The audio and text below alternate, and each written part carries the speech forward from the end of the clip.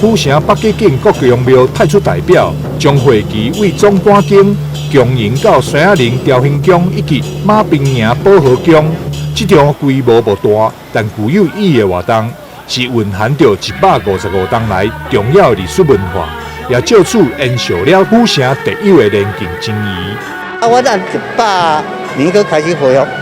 所以我来到这多12年啊，拢总有8间庙宇参与，但是即摆减一间就是迄间台咱这个大南门这个新南宫，叫节无伊啊。啊，即摆叫电视台来访问地教台，我当时个早去找无，啊来到这里拢无倒转啊，所以即摆加7间，啊7间我才占2间，即摆比这剩6个单位尔啦，所以每当大家拢轮流，大家都做欢喜心来参加这个节期的典礼安尼。延续庙甲庙之间的交陪，府城北极境为2012年开始制作会旗，了后每一档就一宫庙轮值迎回会旗，也象征代表敬做概念，并以春酒形态，每当举办联谊会互相交流，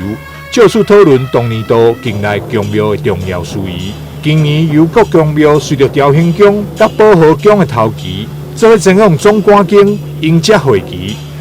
台南新闻张硕维采访报道。